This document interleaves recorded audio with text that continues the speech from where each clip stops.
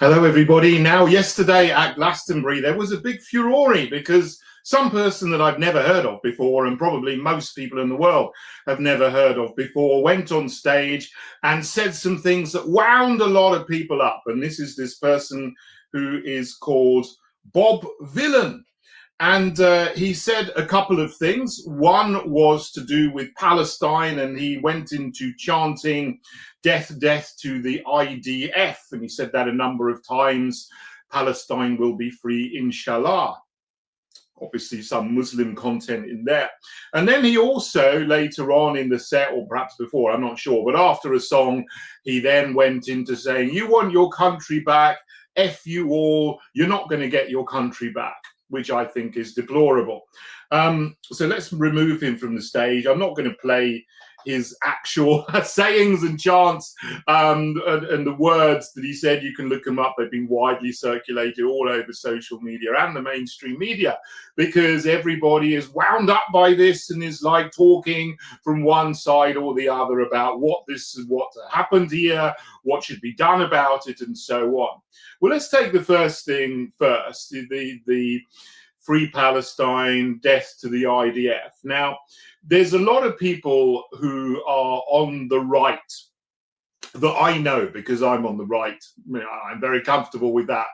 But these are people that after the 7th of October 2023, where everything kicked off and started in Israel, Palestine, Gaza, the whole situation, have been totally 100% Zionist in everything they say. And there's a lot of people who've responded to this by coming out against free speech, saying that this person, Bob Vylan, is deplorable. He wants to kill Jews. He's inciting hatred against Jews and Jewish children, all sorts of ridiculous things, leading into he should be investigated by the police and put in jail because Lucy Connolly is in jail. Now, this is going along with this now. This has been woven in to the reaction. Now, the fact that Lucy Connolly is in jail for a tweet, which was up for just a small number of hours, 2, 3, 4 hours, depending on different sources. And then it was taken down, which was not stirring up violence. It was not inciting violence. It was a nasty tweet, but it wasn't inciting violence. And she's been put in prison for 31 months. That's absolutely deplorable. She shouldn't be in prison.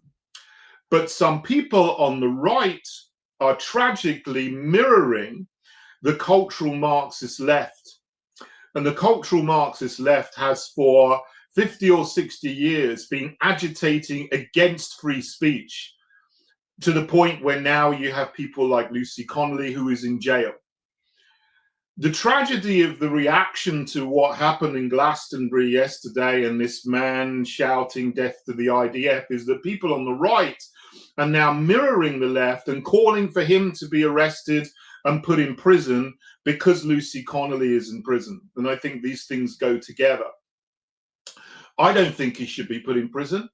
What he said is not helpful to the Palestinian cause, because all it's doing is winding people up and getting everybody into a situation where they're taking sides, either for Israel or for Palestine, and it actually gives ammunition to the Zionist lobby to actually give them the grounds for introducing more restrictions on free speech and for taking more military action against the people living in Gaza, who are already, they're the victims of genocide, actually perpetrated by the IDF. So, this person is speaking against the IDF in very, very strong terms. I would not use his language. I would not advise anybody to say exactly the same as what he said.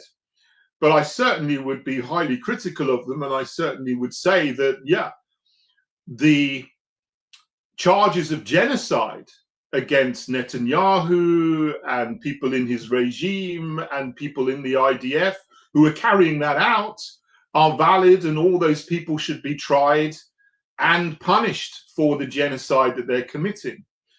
But going on the stage in Glastonbury saying that probably doesn't help the cause directly, and probably gives ammunition to the wrong people to undermine free speech. And as I said, the tragedy is people in the Zionist captured right, who have for years been anti-woke, for free speech, against cultural Marxism, against all the smears against us of being homophobic, transphobic, misogynistic, Islamophobic, racist, bigoted, etc., and now mirroring that and saying, oh, this is anti-Semitism. So we need to have rules against anti-Semitism which mirror the cultural Marxist leftist rules that they want to bring in against transphobia and Islamophobia, etc. And that again is manipulating people on the right, the Zionist captured right, which I'm on the right, but I'm not in the Zionist captured right. And I'm completely out of that. And I recognize, of course, and as I said before, what Hamas did on the 7th of October was dreadful, awful, terrible. That's a terrorist action. It's an act of war. But what Israel is doing, what the IDF are doing since then has been 100 times worse, because they've killed 100, 200, 300 times more people than Hamas ever did on the 7th of October. And they're continuing that every day, killing people who are lining up and queuing up for food.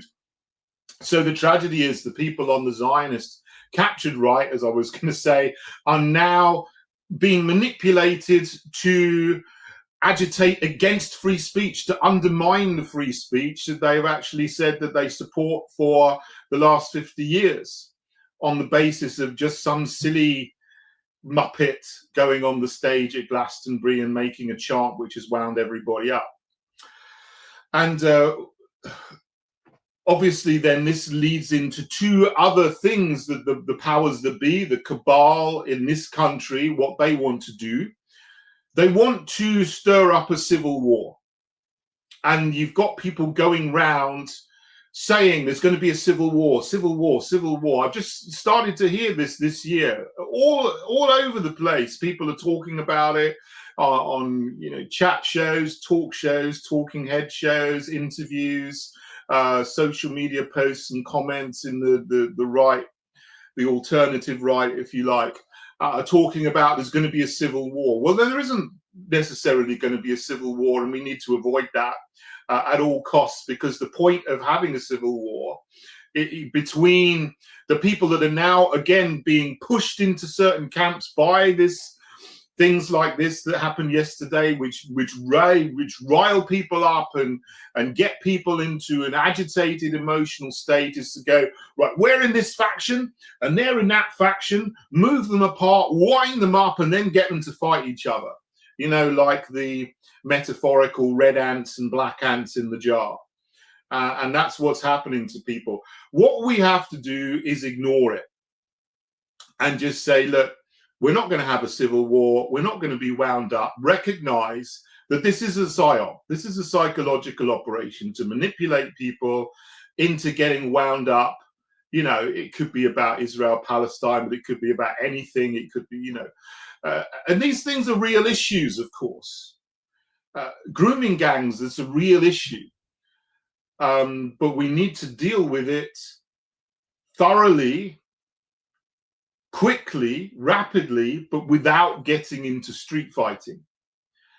Because that's what the powers that be want, because of course ultimately what they want to do is bring in digital identity and programmable central bank digital currency, which you won't be able to use without a digital identity where everyone will be tracked and monitored and surveilled all the time, everywhere you go.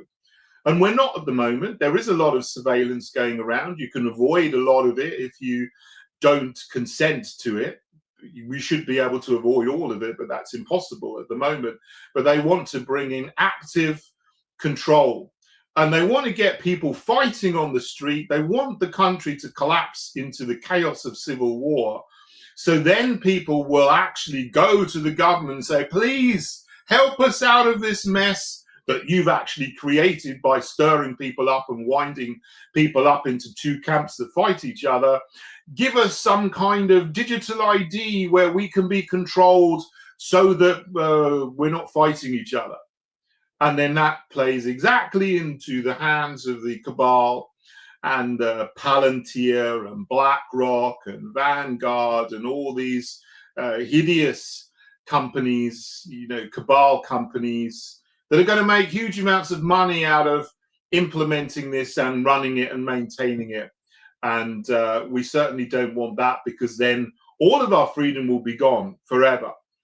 So the point of this is to say, I guess, I'm no fan of this bloke on stage. You know, it's a psyop. It is there. It's been done to wind you up. So please don't get wound up, and recognize what it is. It is part of an operation to take away your freedom entirely. So don't fall into the trap of saying, this one person said this, so we need to make laws to take away his freedom, which will then be used to take away everybody's freedom, and they'll be turned back on us because we have agitated against free speech when we've always been before it. And the tragedy of this is the selective outrage that the Zionist-controlled right have been manipulated into.